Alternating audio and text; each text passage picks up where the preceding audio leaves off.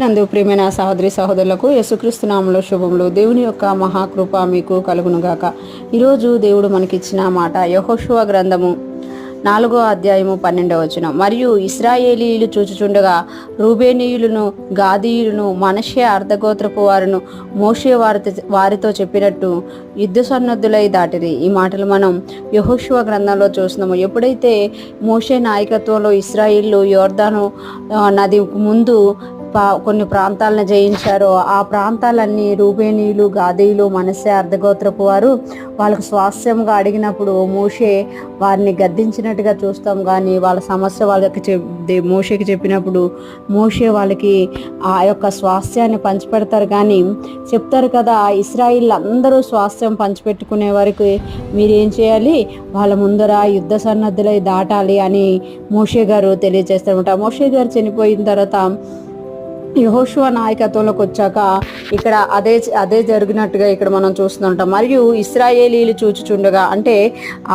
ఇంకా ఉన్న గోత్రాలందరూ చూచుచుండగా రూబేనీయులను, గాదీయులను, మనష్షే అర్ధగోత్రపు వారును మోషే వారితో చెప్పినట్టు యుద్ధ సన్నద్ధులే దాటిరి. అంటే వాళ్ళకి స్వాస్థ్యం దొరికిపోయింది కదా, వాళ్ళకి దేవుడు స్వాస్థ్యం ఇచ్చారు కాబట్టి అని వాళ్ళు ఆగిపోలేదు. ఇంకొకటి మనం చూసుకుంటే మోషే చనిపోయారు కదా, యెహోషువకు మేము ఎందుకు లోబడాలి అని కూడా రూబేనీయులు కానీ, గాదీలు కానీ, మనష్షే అర్ధగోత్రపు వారు కానీ ఆగిపోలేదు. వాళ్ళు ఏం చేస్తున్నారంట, మోషేకి వీళ్ళు ఏదైతే మాట ఇచ్చారో దేవుని ఎదుట ఆ మాట నెరవేర్చడానికి ఇశ్రాయిల్ అందరికంటే ముందుగా వీరు రూబేనీయులు, గాదీయులు, మనష్షే అర్ధగోత్రపు వారు యుద్ధ సన్నద్ధులై దాటారంట. అంటే వాళ్ళు ఏదైతే దేవుడికి మోషేకి మాట ఇచ్చారో ఆ మాట వాళ్ళు మర్చిపోలేదు. మోషే లేకపోయినా కూడా వాళ్ళ ఆ మాట గుర్తుంచుకొని యుద్ధ సన్నద్ధులై యుద్ధం చేయడానికి ఇశ్రాయేలు ముందు నడిచారంట. ఈరోజు ఫ్రెష్ మన్నా వింటున్న ప్రతి ఒక్కరూ జ్ఞాపకం చేసుకోవాలి. మనము కొన్నిసార్లు మనకు అవసరమైనప్పుడు కొందరికి మాట ఇస్తూ ఉంటాం అనమాట.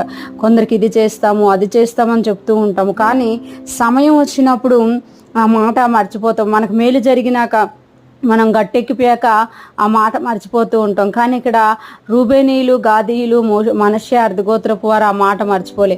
మోషేకి ఏది చెప్పారో అలాగే వారు యుద్ధ సన్నద్ధులై దాటారంట.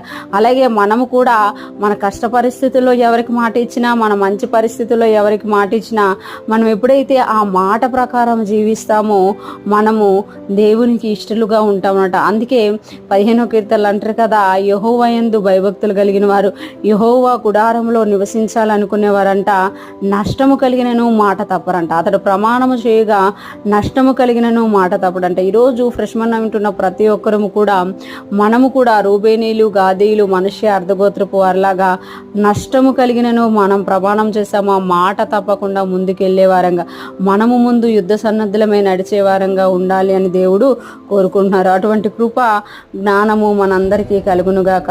దేవుడు మిమ్మల్ని అందరినీ దీవించునుగాక. ఆమేన్.